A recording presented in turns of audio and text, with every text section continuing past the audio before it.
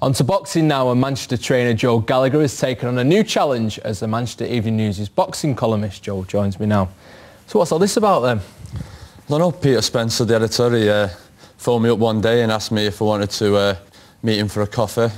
Met him and he just said, I'd like to you to do an article for the Manchester Evening News once a fortnight, once a month. I was quite flattered really. Obviously there's people like Ricky Hatton, he could have asked people like that. But the fact that he asked me just shows how well the gym's doing well and how well I'm doing with the lads at the moment in Manchester, as it's the forefront of British boxing at the moment. Great stuff. Well, this is the first one. It's gone in today.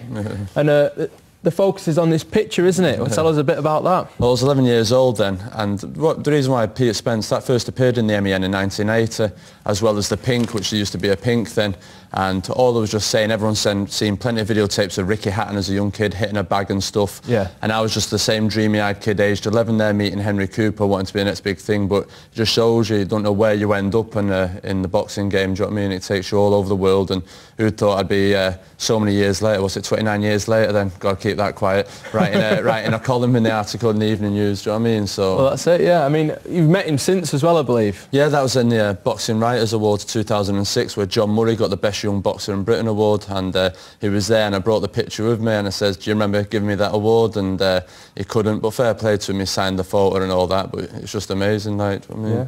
Good. Well, the main focus of the article is, of course, about John Murray and a possible showdown with Amir. I mean, do you think this will happen, or is it just something that, you know, you're going to try and push for? Well, I think over the past 18 months, 2 years now, there's been back and forth from both camps, and everyone's saying, oh, Murray's ducking Khan's ducking Murray.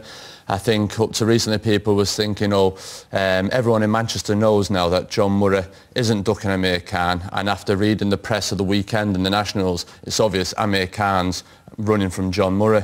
He's on about fleeing the country and going live in America. He doesn't like the sniping and the bitterness, and all we're saying is there's two fights there. You called us out 2 years ago. We said put up or shut up, and we're ready to step up to the challenge, and you've since moved up a weight division, and before anyone says Amir's in a different weight division now, there's no point in fighting him. Well, Amir's used to fighting smaller men, so that's why we think he should take the fight. Okay, interesting. I mean, what have you actually made of him sort of saying that he might actually move abroad, obviously, about the sniping? Because there's one thing ignoring it, but moving across to America, it's quite a different thing. It's quite a massive step for him. I don't know. Amir's always been a British media darling since the Olympic Games, and it's a fantastic achievement. 17 years old. As you see, Joe Murray, John's brother, tried it and didn't succeed, but it was a great achievement for Amir, and he's been the British media darling. I think maybe he's had a bit of negative press recently, and he's had a criticism within the trade about the easy route that he's took to the top, to the title, and I just think to myself, God, Amir, you can't be having your ego bruised that easily. Do you understand? You're in a hard knock sport, and at the end of the day, you've got to stand your ground. And there's one thing I say, you won't see John Murray running out of Manchester for Amir Khan. Do you know what I mean? You stand your ground in your fight, and all we're saying is just let's get it on at the MEN and give everyone what they want. You don't need to go to America.